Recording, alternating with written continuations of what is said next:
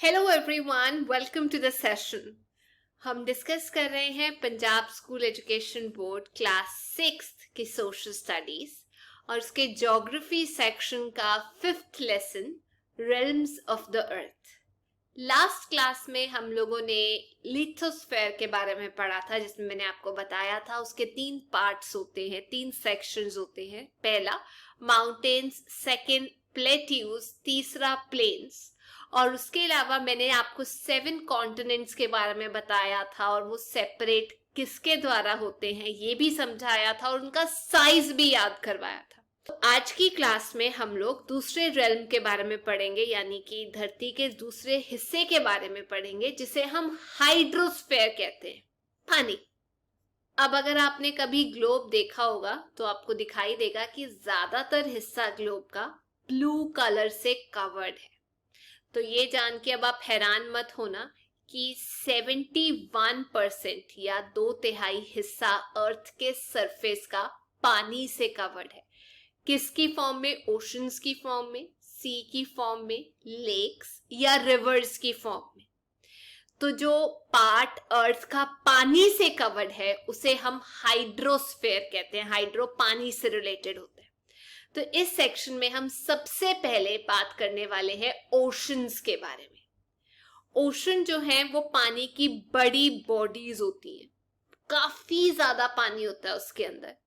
और हमारी धरती पे 4 इंपॉर्टेंट ओशंस हैं और उनका साइज के हिसाब से आपको याद करना पड़ेगा। सबसे पहले पैसिफिक ओशन आता है, सेकंड नंबर पे अटलांटिक ओशन आता है। अब आपको एक इंटरेस्टिंग बात बताऊं, अगर आप मैप में ध्यान से देखेंगे अटलांटिक ओशन आप लोगों को एस शेप में दिखाई देगा, डांस करता हुआ। तीसरे नंबर पे आ जाता है इंडियन ओशन और सबसे छोटा होता है हम लोग का आर्कटिक ओशन। अब इसको कैसे याद करना है? पाइया सुना है कभी? PAIA, पाइया ही बनाना, पाइया। ठीक है, हमने अपना पाइया बना लिया।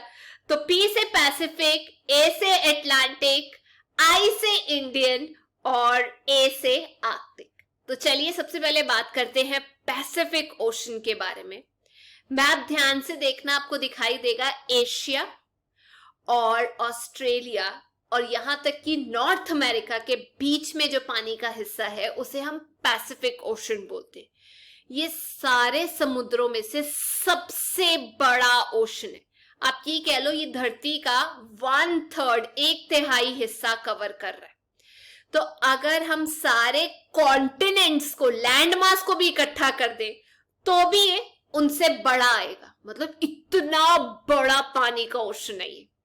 इनफैक्ट अगर आपको याद हो, लास्ट क्लास मैंने आपको बताया था एक मरियाना ट्रेंच, खड्डा, वो इसी ओशन में है। मतलब पानी के नीचे एक पहाड़ है, उल्टी साइड को ऐसे पानी के नीचे। तो वो भी पैसिफिक ओशन के अंदर है। तो पैसिफिक ओशन एक साइड पे आपको दिखाई देगा नॉर्थ अमेरिका, साउथ अमेरिका, और दूसरी साइड पे आपको दिखाई देगा एशिया और ऑस्ट्रेलिया के तट को, मतलब कॉर्नर पे छू रहा है। अब आप ध्यान से पैसिफिक पे नजर मार लीजिए कि ये कहां पे पड़ता है और कौन से कॉन्टिनेंट्स को टच करता है। अब सेकंड वाले पे चलते हैं। बहुत लोग इसको एस शेप्ड ओशन भी बोलते हैं। शेप देखो, इसे बोला जाता है अटलांटिक ओशन। ये सेकंड लार्जेस्ट ओशन है जो किसके बीच में आता है? एक साइड पे, दूसरी साइड आती है नॉर्थ और साउथ अमेरिका की। मतलब नॉर्थ और साउथ अमेरिका की एक साइड पे पैसिफिक आता है, अंदर की साइड पे आप कह सकते हैं अटलांटिक, और दूसरी साइड पे जो अटलांटिक ओशन है वो टच कर रहा है यूरोप और अफ्रीका को, मतलब उन लोग के बीच में। ये सबसे बिजी वाला ओशन है क्योंकि इन 2 कॉन्टिनेंट्स के बीच में धड़ाधड़ ट्रेड होता है। तो बहुत सारी शिप्स, वेसल्स यहां से वहां जाती है। It's busiest trade route. और बहुत इंपॉर्टेंट हार्बर्स जो हैं जहां पर आकर शिप्स रुकती हैं वो भी यहां पर पाए जाते हैं क्योंकि ट्रेड ही इतना होता है, व्यापार ही इतना होता है। ये जो नॉर्थ अमेरिका आप देख रहे हैं और जो यूरोप है, ये ट्रेड के सबसे इंपॉर्टेंट सेंटर्स है। बहुत पैसा कमाते हैं ट्रेड से। तीसरे नंबर पे आ जाता है हम लोगों का अपना, हमारे देश पे, जिसका नाम है Indian ocean, the only ocean जो एक देश के नाम के ऊपर रखा हुआ है। तो ये ओशन इंडिया के नाम के ऊपर रखा हुआ है। और इंडियन ओशन जो है वो 3 कॉन्टिनेंट्स को सराउंड कर रहा है। आप देखोगे ऊपर की साइड पे इंडियन ओशन के आ जाता है एशिया, इस साइड पे आ जाता है वेस्ट पे अफ्रीका, और ईस्टर्न साइड पे आ जाता है ऑस्ट्रेलिया। इनफैक्ट बहुत पुराने टाइम पे जो ट्रेड होता था वो ज्यादातर इंडियन ओशन से ही किया जाता था। जी हाँ, हमारे इंडियन ओशन से। चौथे नंबर पे आर्कटिक ओशन, पाइया का आ। तो ये सबसे छोटा ओशन है वर्ल्ड का। ये नॉर्थ पोल के आसपास आपको दिखाई देगा। और आर्कटिक सर्कल जो आपने किया था ना 66.5 डिग्री नॉर्थ, उसी एरिया में पड़ता है। तो ये जो आर्कटिक ओशन है ये पैसिफिक ओशन से जुड़ा हुआ है एक बहुत पतले पानी के टुकड़े से, जिसे हम स्ट्रेट बोलते हैं, STRAIT, और उस स्ट्रेट का नाम है बेरिंग स्ट्रेट। ये बहुत इंपॉर्टेंट है। और जो हमारा आर्कटिक ओशन है उसके आसपास कौन कौन से देश पड़ जाते हैं? रशिया सबसे बड़ा कंट्री, फिर आपकी बुक में लिखा है स्कैंडिनेविया। अब ये स्कैंडिनेविया कंट्री नहीं है, ये 3 कंट्रीज है जो ह्यूमन इंडेक्स, मतलब वहां पे इंसान बहुत तरक्की भी करते हैं और अच्छी क्वालिटी लाइफ भी जीते हैं। डेनमार्क, नॉर्वे, स्वीडन, ये 3 देश स्कैंडिनेवियन कंट्रीज बनते हैं। तो पैसिफिक ओशन इन 3 कंट्रीज को भी टच करता है जिसे हम स्कैंडिनेविया बोलते हैं। ग्रीनलैंड, कनाडा और अलास्का को भी टच करता है। तो ये क्योंकि पोल के पास है तो ज्यादा टाइम साल का ये पानी की जगह बर्फ से कवर्ड होता है। अब जो नीचे हमारा एंटार्क्टिका है, पैसिफिक ओशन है, इंडियन ओशन है, ये सब नीचे जाके सदर्न हेमिस्फीयर में मिलते हैं। वहां पर नीचे ग्लोब में नीचे भी अगर आप देखेंगे एक सदर्न ओशन बनता है। ये ओशन एंटार्क्टिका के कॉन्टिनेंट के आसपास आपको दिखाई देगा, उसे हम सदर्न ओशन बोलते हैं। ये भी ज्यादातर साल आइस से कवर्ड होता है क्योंकि जो जगहें या जो ओशन पोल्स के पास पड़ते हैं वहां पर ज्यादातर स्नो से ही वो कवर्ड होते हैं। अब इन ओशंस के अलावा धरती के ऊपर और वाटर बॉडीज भी होती हैं, जैसे हम बोल सकते हैं सीज, बेज और गल्फ। अब सी मतलब छोटा पानी का टुकड़ा।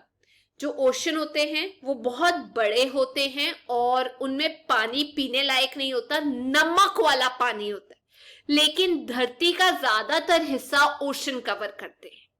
जो सी है वो भी बड़े होते हैं लेकिन ओशन से छोटे होते हैं साइज के, और उनके आसपास लैंड होता है। सी के आसपास लैंड होता है। अब आप सोच रहे होंगे ये गल्फ और बे क्या होता है? तो जो गल्फ होता है वो ओशन का या सी का एक टुकड़ा होता है जो 3 साइड से कम हम कह सकते हैं या काफी हद तक लैंड से घिरा होता है। मतलब लैंड उसके आसपास पूरा चक्कर नहीं बनाता, मतलब आप ये कह सकते हैं थोड़ा सा लैंड वहां पर घिरा होता है। पर जो गल्फ है वो बे से बड़ा होता है, मतलब गल्फ इतना है, बे इतना होगा। और गल्फ एक खोखला टुकड़ा है पानी का जो आप कह सकते हैं लैंड के अंदर एक अपना एरिया या वजूद बना रहा है। लेकिन अगर मैं बात करूं बे की, वो भी एक पानी का टुकड़ा होता है जो कि पार्टली इनक्लोज्ड होता है लैंड के द्वारा। मतलब गल्फ से ये छोटा होता है और जो लैंड है जैसे आप कह सकते हैं आके वहां पर शिप्स रुक सकती है। तो बे जो है वो छोटा होता है, गल्फ जो है वो बड़ा होता है, दोनों को लैंड सराउंड करता है। जो गल्फ का मुंह है वो इतना सा होगा जिससे आप अंदर जा सकते हैं पानी की तरफ को। जो बे है उसका मुंह चौड़ा होगा, ऐसे करके चौड़ा मुंह होगा जिससे अंदर क्या है, पानी है। बस ये डिफरेंस याद रखना। अगर आपने इंडिया के बारे में पढ़ा है तो हमारी अरेबियन सी आती है इंडिया में, दूसरी साइड हमारा बे ऑफ बंगाल आता है, फिर इंडिया के पास आ जाता है पर्शियन गल्फ। ये सब जरूर एक बार मैप में देख लेना। हम आगे चलते हैं और डिस्कस करते हैं कि हाइड्रोस्फीयर, पानी वाले स्फीयर की इंपॉर्टेंस क्या है। देखो हाइड्रोस्फीयर में क्या कुछ आ जाता है, ओशंस, लेक्स, रिवर्स, और पानी की कोई और बॉडी आ जाती है जो हमारे इंसानों के लिए या लिविंग बींग्स जानवरों के लिए भी बहुत इंपॉर्टेंट होता है। लाइफ एग्जिस्टेंस में लाने के लिए पानी का बहुत हाथ था, क्योंकि जो जीवन है वो वहीं से शुरू हुआ था। पानी के बिना हमारी जिंदगी मतलब ना के बराबर है, इम्पॉसिबल है। ना तो हम जी सकते हैं, ना प्लांट्स जी सकते हैं, ना एनिमल्स जी सकते हैं, पानी के बिना पॉसिबल ही नहीं है। यहां तक कि बारिश भी पानी की वजह से होती है। अगर आपको ठंड महसूस हो रही है एटमॉस्फेयर में, वो भी पानी की वजह से होती है। प्लस जो हमारी रिवर्स हैं, नदियां हैं, लेक्स हो गए, सी हो गए, वो हमें खाने की कितनी सारी चीजें देते हैं। फिश खाते हो ना, वो वहीं से आती है, पानी से। तो ये जो सारी की सारी वाटर बॉडीज है, ये सिर्फ हमें जीवित नहीं रखती, बल्कि जो पानी में एक्टिविटीज होनी है, जैसे जीव जंतु रहते हैं, या जो ट्रेड होना है, व्यापार होना है, वो भी तो कितना पानी के जरिए होता है। तो ये पानी का फायदा है। अब हम डिस्कस करते हैं लास्ट टॉपिक, थर्ड रेल्म के बारे में, एटमॉस्फेयर। हम हवा लेते हैं जीने के लिए।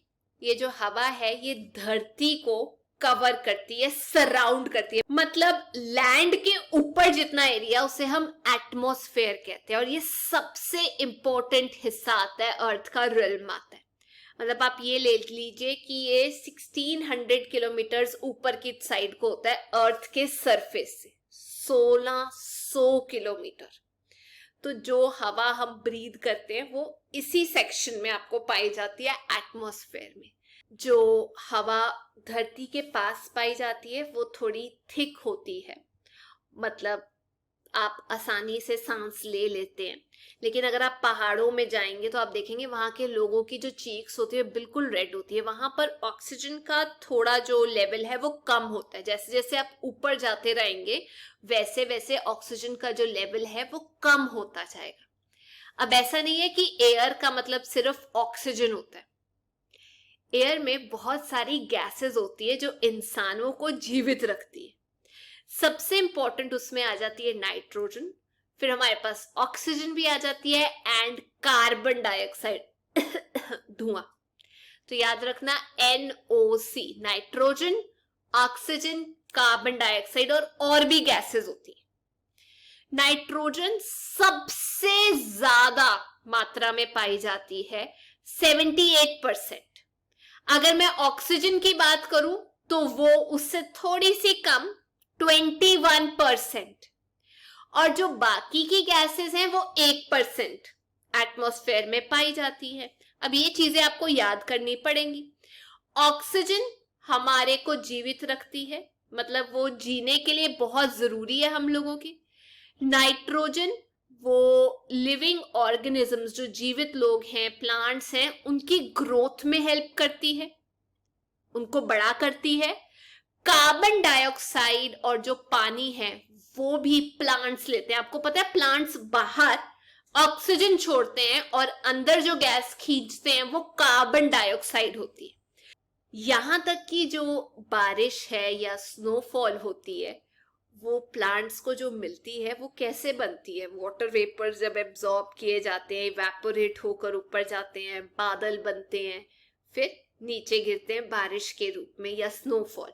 वो यहाँ नीचे से ही इवेपोरेट होकर ऊपर जाते हैं। तो हम ये कह सकते हैं कि जो एटमॉस्फेयर है वो हमारे लाइफ को सस्टेन करने के लिए बहुत ज्यादा जरूरी है।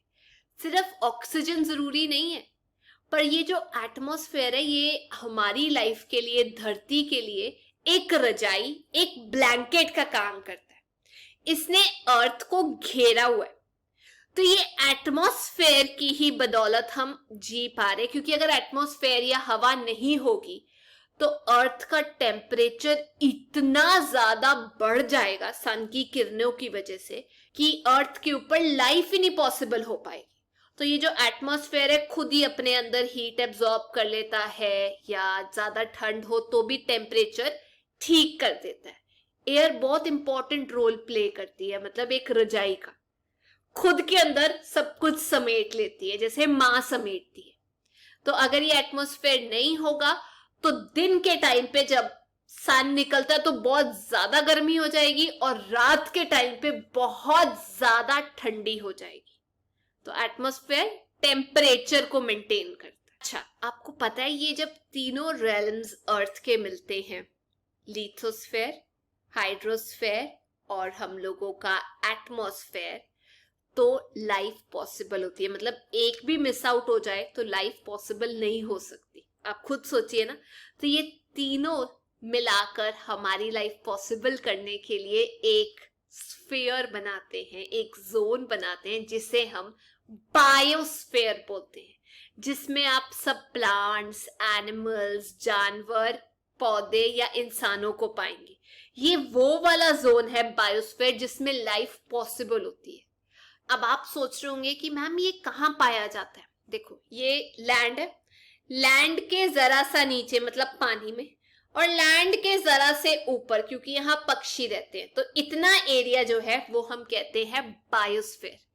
लैंड से थोड़ा सा नीचे पानी में जहां पर समुद्री जीव रहते हैं, और लैंड से थोड़ा सा ऊपर जहां पर बर्ड्स वगैरह रहते हैं।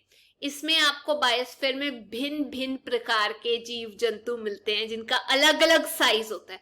मतलब इतने से बैक्टीरिया से लेकर बड़े से बड़े जानवर, एलिफेंट, हाथी हो गए, पानी में पाए जाने वाली व्हेल्स हो गई, इवन जो प्लांट्स हैं, पेड़ पौधे, उनका साइज भी अलग अलग होता है। जैसे फंगाई हो गया से लेकर बड़े बड़े पेड़ों तक एग्जिस्ट करते हैं।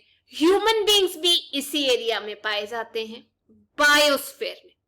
तो कहने का मतलब ये सारे रेल्म्स जो हैं अर्थ के, लिथोस्फीयर, हाइड्रोस्फीयर, बायोस्फीयर, ये इंटर रिलेटेड है, एक दूसरे के साथ काम करते हैं।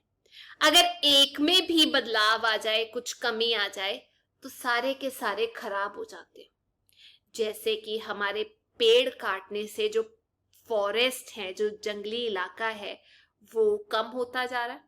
वो तो चलो कम हो ही रहा है, साथ ही साथ जो सॉइल इरोजन है, मिट्टी उड़ती जा रही है, बर्बाद होती जा रही है। इसकी वजह से जो सॉइल उड़ रही है वो जाकर कहीं ना कहीं तो बैठेगी। पानी में सिल्ट बढ़ता जा रहा है, वो सॉइल कहीं ना कहीं डिपॉजिट हो रही है। अब वो सिल्ट पानी में इतना बढ़ता जा रहा है कि नीचे मिट्टी मिट्टी होती जा रही है और पानी का जो लेवल है वो ऊपर ऊपर जाता जा रहा है, जिसकी वजह से फ्लडिंग हो रही है, आसपास के इलाके तबाह हो रहे हैं। तो इसकी वजह से जो बायोस्फीयर है वो पूरा का पूरा अफेक्ट हो जाता है। जनरली बायोस्फीयर में बैलेंस होना चाहिए। अगर आप एक पेड़ काट रहे हो तो उसकी जगह आपको नए लगाने चाहिए, बट ऐसा हम लोग नहीं करते। कुदरत अपने तरीके से बैलेंस मेंटेन करने की पूरी कोशिश करती है, लेकिन हम पूरे दृढ़ता के साथ उसको खराब करते जा रहे हैं। जो बायोस्फीयर है उसके ऊपर सिर्फ हमारी लाइफ नहीं डिपेंडेंट, उसके ऊपर एनिमल्स का भी हक है जो रहते हैं वहां पर, और प्लांट्स का भी हक है। एनिमल्स प्लांट्स के ऊपर डिपेंड करते हैं अपने खाने के लिए। मतलब उनको डायरेक्टली खाना लैंड से नहीं मिलता, या पानी से या हवा से नहीं खाना मिलता। ये सिर्फ प्लांट्स के पास एक वरदान है कि वो अपना खाना जो है धरती से, पानी से और हवा से पा लेते हैं, क्योंकि वो खाना खुद प्रोड्यूस करते हैं। तो कहने का ये मतलब है कि अगर आप थोड़ा सा बदलाव भी करते हो, उसकी वजह से पूरा बायोस्फीयर, सारा सिस्टम जो है हम लोगों का खराब हो जाता है। पर हम इंसान, हम किसी से कम थोड़ी हैं। हम जो बायोस्फीयर का हिस्सा है, कंपोनेंट है, वो इतना पोल्यूशन कर रहे हैं कि प्रेशर पड़ता जा रहा है बायोस्फीयर के ऊपर, पड़ता जा रहा है, पड़ता जा रहा है। फॉरेस्ट काटे जा रहे हैं, एनिमल्स को मारा जा रहा है इतने टाइम से। कुछ स्पीसीज जो है एनिमल्स के, मतलब कुछ खास तौर के एनिमल्स, कुछ खास तौर के प्लांट्स, वो तो कुछ तो बिल्कुल ही खत्म हो गए, कुछ खतरे पे है कि अब तो हम खत्म होने वाले। हम क्या क्या करते हैं, मतलब जो धुआं निकालते हैं, इंडस्ट्री से जो धुआं निकलता है, फॉरेस्ट हम लोग काट देते हैं, न्यूक्लियर पावर स्टेशन जो हम बना रहे हैं, कोल से जो धुआं निकलता है, आप देखिए लैंडफिल, वहां पे प्लास्टिक भी डाल दिया जाता है। जो कचरा है जो लैंड को खराब कर सकता है वो भी हम डाल देते हैं वहां पर। व्हीकल्स जो हैं ट्रांसपोर्ट के, वो इतना पोल्यूशन छोड़ते हैं। इवन मिथेन जो है, गंदी गैस जो काउस से मिलती है या एक खास तौर की फसल उगाने से मिलती है, हम बिल्कुल टेंशन नहीं ले रहे। तो हमारे जो नेचुरल रिसोर्सेज है वो हम यूज नहीं कर रहे, वो हम ओवर यूज कर रहे हैं, जिसकी वजह से वो खत्म हो रहे हैं और पोल्यूशन अलग हो रहा है। ये जो सोर्सेज है जिससे हमें एनर्जी मिलती है, इलेक्ट्रिसिटी मिलती है, जैसे कोल हो गया, ऑयल हो गया, जब इनको हम यूज करते हैं गंदी गैसेस निकलती है, कार्बन डाइऑक्साइड, कार्बन मोनोऑक्साइड, जो हमारे लिए ही हानिकारक है, पर हम लगे हुए हैं। बेशक हम अपनी जिंदगी भी दांव पे लगा दें, पर हम लगे हुए हैं कि कोई बात नहीं, बिजली चल रही है, वेस्ट हो रही है, चलने दो। रोज सड़कों पे इतने व्हीकल्स आ चुके हैं कि आप इमेजिन नहीं कर सकते अपनी लाइफ व्हीकल्स के बिना।